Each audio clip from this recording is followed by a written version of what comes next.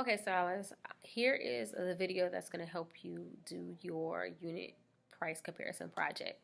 So the main things that you'll need for this project are sales papers from a grocery store. This one is from Publix.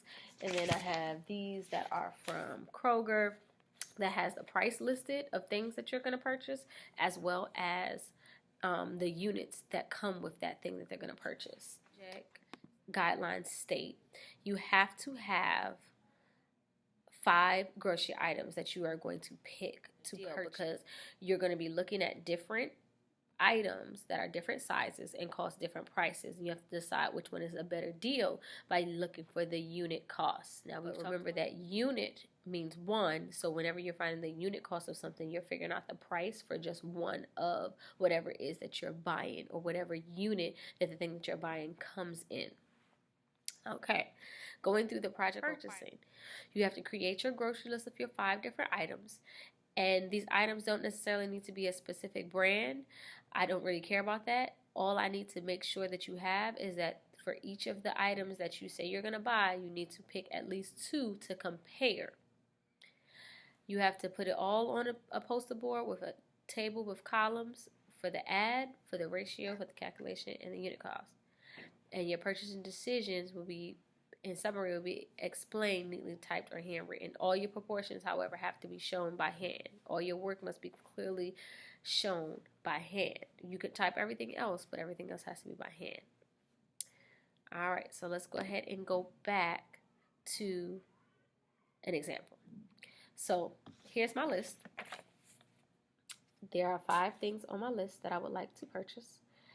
Yogurt, rice, bread, coffee, and canned vegetables. Now, once you know what it is that you're going to purchase, this is when you have to go to the actual sales ad and find at least 2 of those types of items. And you're going to compare the prices. So I've already picked my 2 things to compare. And I'm going to start off with my yogurt. So I was flipping through my Publix ad, and I found that Publix has some yogurt. See that? It is 10 yogurts for $8. And then I saw a similar one in my Kroger circular that had Kroger yogurt that was 10 for $7. Can you see that right here up in that right corner? So now that I have my 2 things that I'm going to purchase, I'm going to take those 2 things and I'm going to cut them out, because I know I'm going to have to put that on my poster board.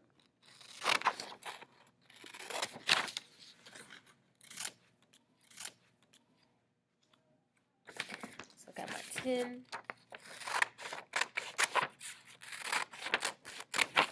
for 7.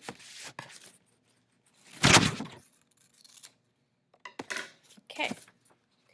Now, once I have that, I'm going to first do my work on a scratch sheet of paper so I don't mess up my poster board.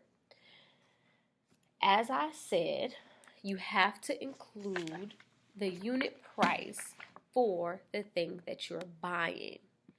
So if I am looking at the price for my Kroger yogurt, it said Kroger yogurt is 10 yogurts for $7. I always put the price on top. I always put the price on top when I'm writing price to units as a ratio. And then my Publix Greek yogurt was $8 for 10 yogurts. So I have it written as a rate right now, and now I need to know what it is as a unit rate.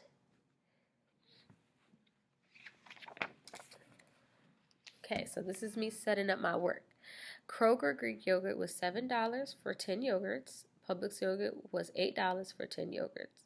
I want to know the unit rate or the unit cost for my two types of yogurt that I'm trying to decide between. Now, unit means that I'm looking for the price for one, so when I set up my proportions, I'm going to have one yogurt.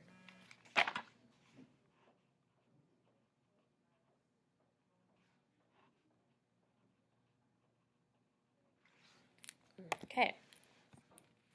As you can see, now I have it set up. Now I just have to solve it. If I wanted to figure out what it was for 10, all I have to do is do division, because if it costs $7 for 10 of them, if I wanted to know the price for one of them, I just have to divide by 10 to figure out how much it's going to cost for each one. So I'm going to do that right here. If I do 7 divided by 10, that's a decimal and a 0, because 10 can't go into 7, and 10 goes into 77 times, which means that's going to be a price of 0.70 cents. Same thing with the Publix yogurt. I divide by 10, 0.80 cents. So now that I see the unit price, I can tell that the best buy would be for me to purchase the Kroger brand yogurt.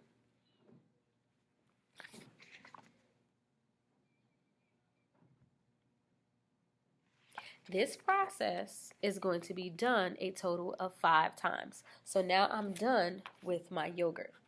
The next thing I would have to do is now find 2 rices to compare, 2 breads to compare, 2 coffees to compare, and 2 canned vegetables to compare from my sales ad. Again, it doesn't matter the brands. What I want to make sure of is that it has different prices and different sizes. Different prices and different sizes. Let's look at another example. So many of you also ask, can you use sales papers from online, or can you search it online? And absolutely. So let's do an example like that. So I searched online and I found this coffee at CVS for $3.99. And as you can see from the words on the ad, it says that this can or bottle of coffee is 8 ounces in size. So I'll be paying $3.99 for 8 ounces of instant coffee. Then I searched Ingles online and I found this coffee. There are Folgers cans of coffee for $6.99, and they range from the sizes 24 and 2/10 of an ounce to 30 and 5/10 of an ounce. So I'm going to use those two to compare to figure out which one of them will be better to buy. Should it be better for me to go ahead and get the $3.99 since it's cheaper, or should I go ahead and get the big one that has way more coffee in it? So I went ahead and set up my ratios already. So the Folgers is $6.99 for 24.2 ounces. Whenever you see a range like that on that ad where it had between 24 and 30, just pick one. So I picked the 24 and 2. And then the Maxwell coffee was $3.99 for 8 ounces. And now I'm going to set it up so that I can figure out what it is for 1 ounce for each of those things. Now, you're probably going to notice with the math, you're going to get decimals that are going to keep going over and over and over again. Remember what we said. Money only goes 2 decimals out. So you don't have to keep going. Go 3 decimals out. That way you can get an answer. And then once you have your answer to 2 places, you round by using the third one. So stop there. Okay. So the first one was the Folgers can. That was $6.98. So I'm going to do $6.98 divided by 24 and 2. Okay, remember when your divisor is a decimal, you move it over 1 time. So I'm going to move that over 1 time. And then I'm going to move it 1 time in my dividend, so that I can make sure that my answer is correct. Now, we know that these are really large numbers, so we can assist ourselves when we're doing really large numbers with a calculator. However, I still want to see that you set it up and that you knew what to do. So you can use it to assist you, not to replace you. Okay, so I'm going to rewrite this as 69.8 divided by 242. 242 doesn't go into 6, it doesn't go into 9, but it can go into 698 2 times. 2 times 242 is 484. I subtract that out. 8 minus 4 is 4, 9 minus 8 is 1, 6 minus 4 is 2. I have to keep going, so I put a 0 there so that I can keep going with my division. Bring down my 0. 242 goes into 2,140 8 times, which is 1,936. I put my 8 up here.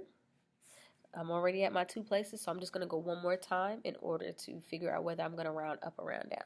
So do my subtraction. I get 4, 0,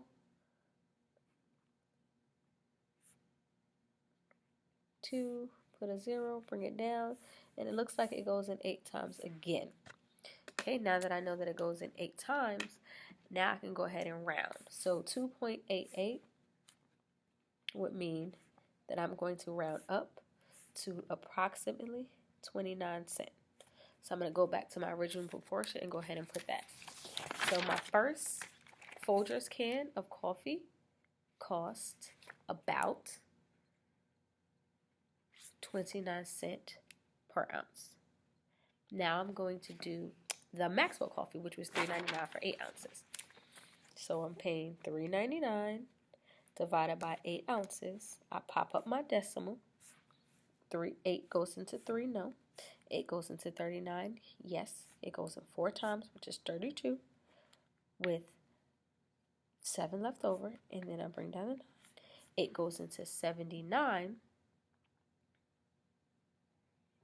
9 times, good, which is 72, with 7 left over again. Now I bring down, I have to put a 0 so that I can go with that 3rd place so I can know where to round. Bring it down, and 8 goes into 70.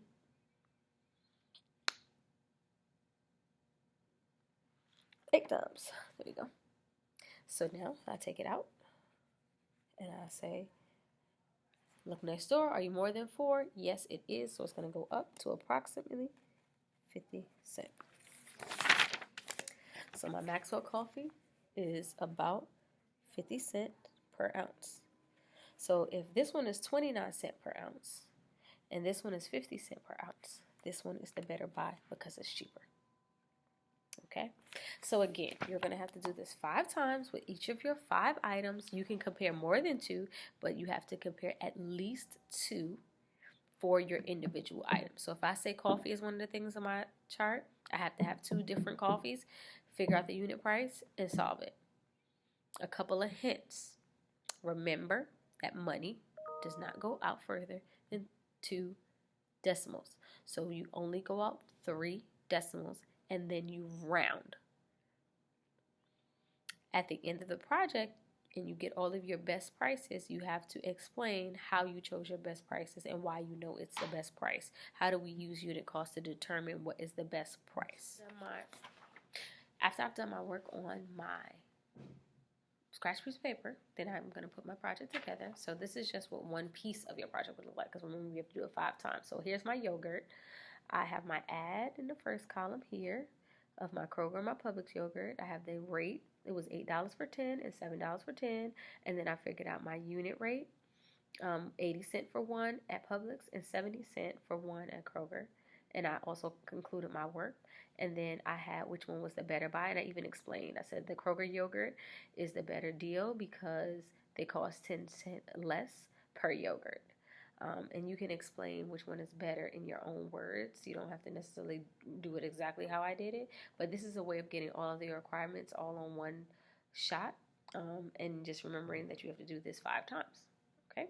So if you have any questions, feel free to reach out. Write a comment below. I can answer your questions.